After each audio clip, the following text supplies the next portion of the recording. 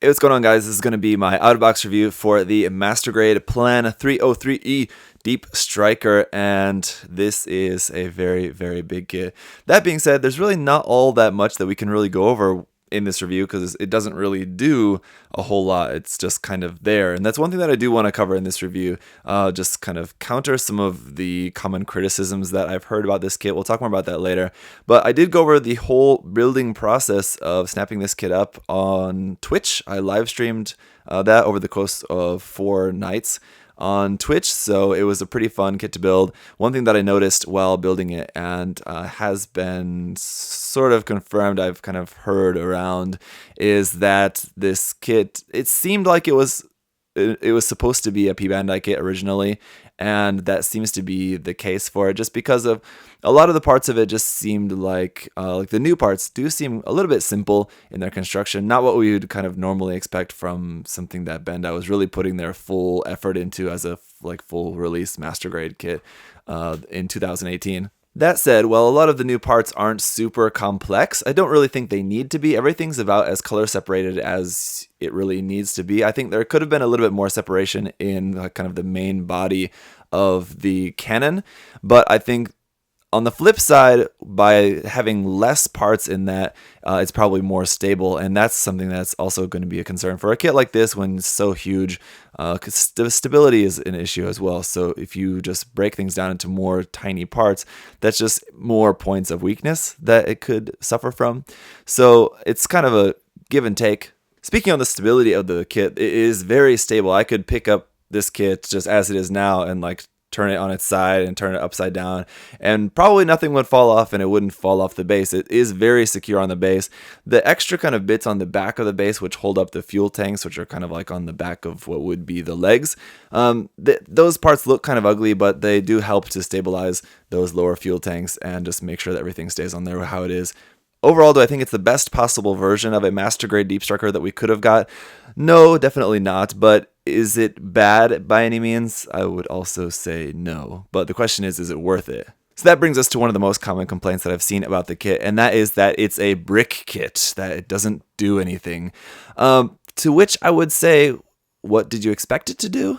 I mean, we do have articulation in the arms. You can move the arms around just kind of like normal arms as much as they're going to move within their limits there.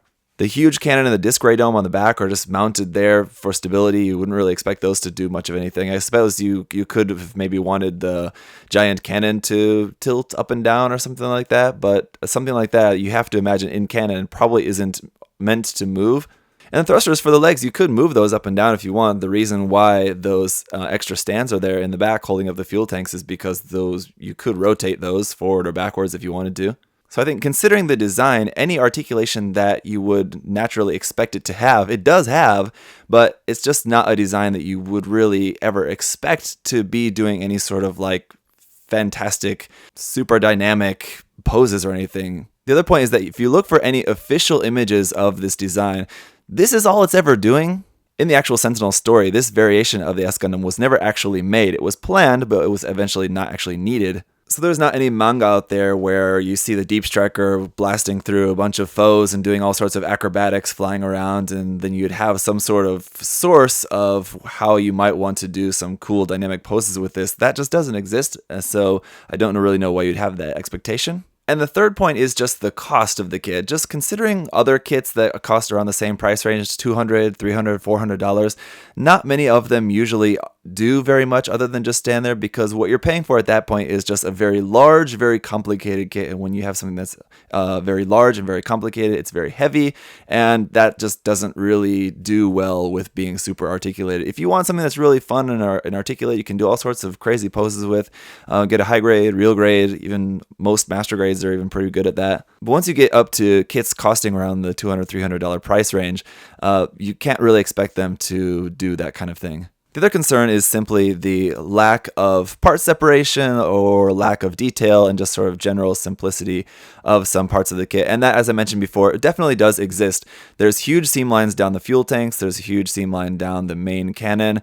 There's seam lines on the forward beam cannons on the side of the leg. In the lower eye field generator, which is connected onto where the front skirt would be, on the side of there's these long green stickers where could have been a clear part, but In the case of that part specifically, I think even if that was a clear part, you would want to paint that clear green, or if it was a clear green part, I suppose you could wire an LED in there, but I guess if you wanted to do that, what you could do is just simply drill out and cut out the part of this and then put your own LED inside there anyway. It just doesn't really, can't really knock off too many points for not having a clear part in that section there of the kit. The seam lines are annoying, and I think that they definitely could have engineered those parts in the fuel tanks and the cannon to just be full parts and not be sandwiched together. In terms of the overall amount of detail, I think it is pretty accurate to the original artwork for the design, so I don't think it's particularly lacking in detail. There are areas where there's not a lot of detail, but adding in a lot of extra detail would have gone against the official artwork for the design,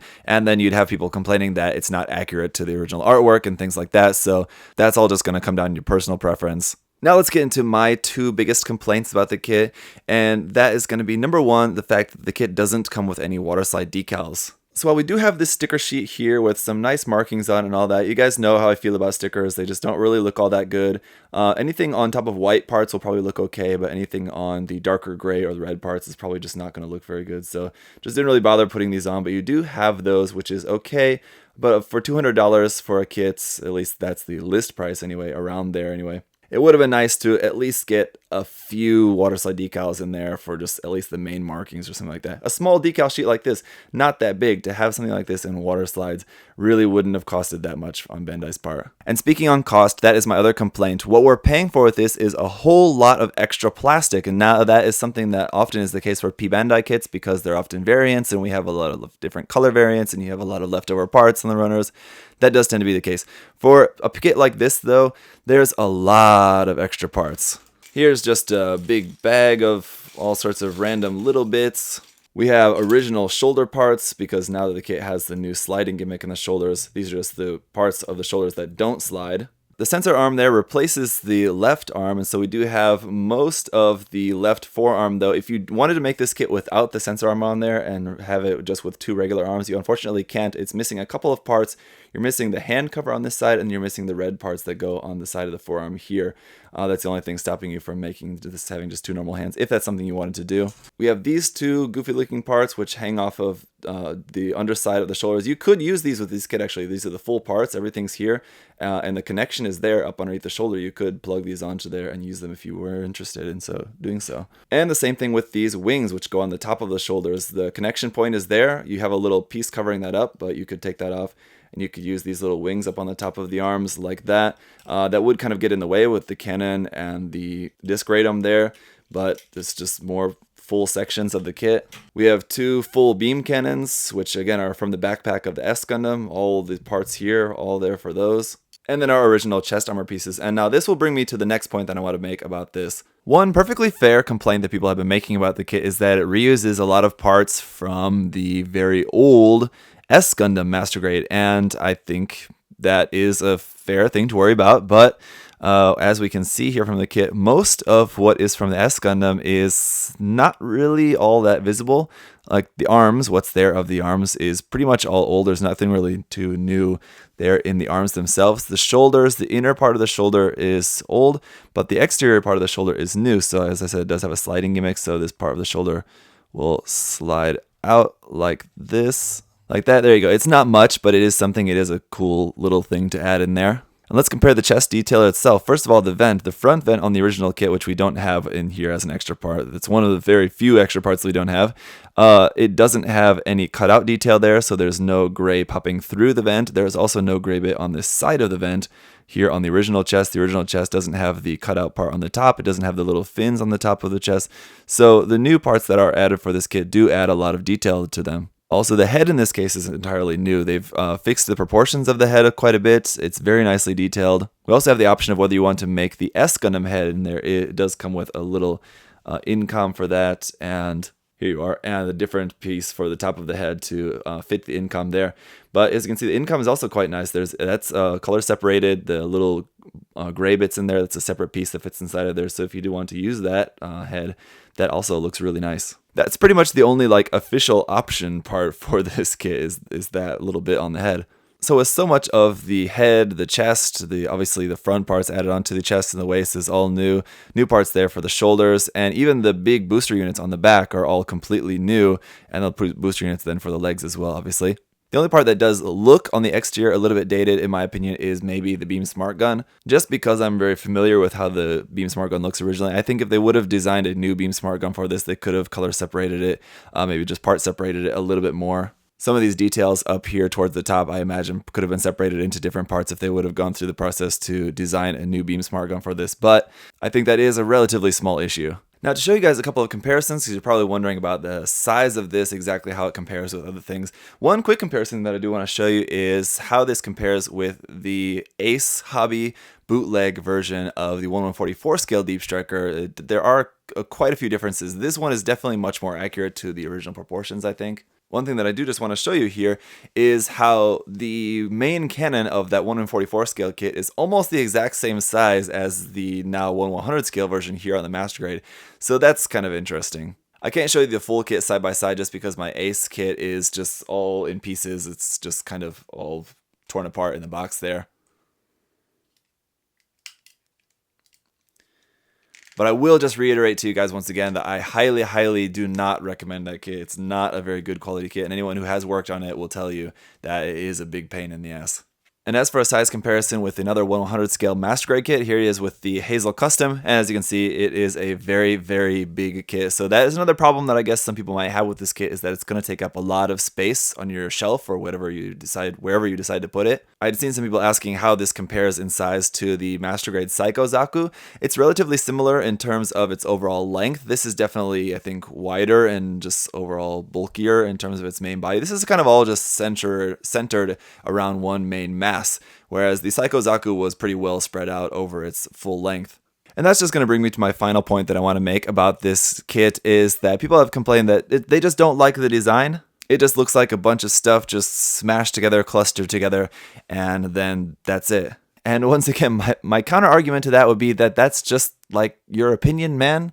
The fact that some people like a particular design and some people don't like a particular design isn't new to the Deep Striker. That's pretty much the case with any design. Some people really love this design and some people just don't really like it. So it's not something that, like, when a big new kit comes out, not everyone has to like it, and that's perfectly fine. For a lot of people, this kit is a dream come true. This is a design, and I know for me personally as well, I never expected we'd ever get a Master Grade of this kit.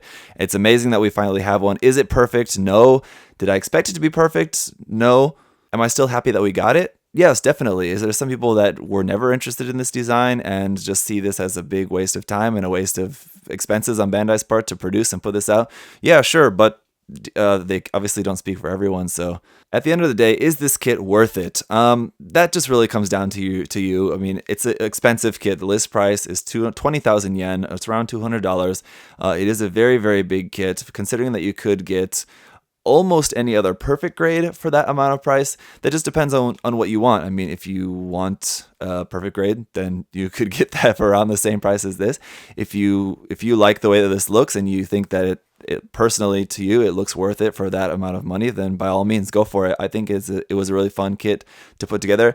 It's going to be a lot of work to paint it, I can say that, but I think it is going to look really cool when it's all painted. I will be painting this kit as a commission for USI Gundam Store. It's going to take quite a while. I'll be working on that probably later on towards the end of this year. I will be going for a custom color scheme for it, of course. I'll be changing the colors a little bit. I've been thinking about that, but no, I haven't really decided on anything quite yet.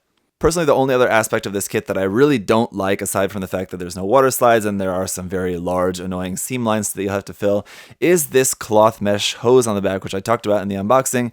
I was pretty sure I was not going to like it, and I definitely do not like it. I don't like the look of this at all. I think it looks bad. I'm definitely going to change it for my final build of this kit. I don't want to stick with that thing. I can see what Bandai was going for with just throwing in something that kind of made it a little bit more cool, I guess. But for me personally, I don't think that it looks good, so I've got to figure out something else to do with that. And with that, why don't we go ahead and wrap up this review, guys. Thank you so much for sticking with this. If you guys tuned into the live stream, thank you for that. If you had any other questions, comments about this, feel free to leave those down below and I'll try to answer any other questions that you guys have. Again, a huge thank you to USA Gundam Store for getting this kit to me. Guys, do check out their site and use my coupon code there, ZakuAurelius10.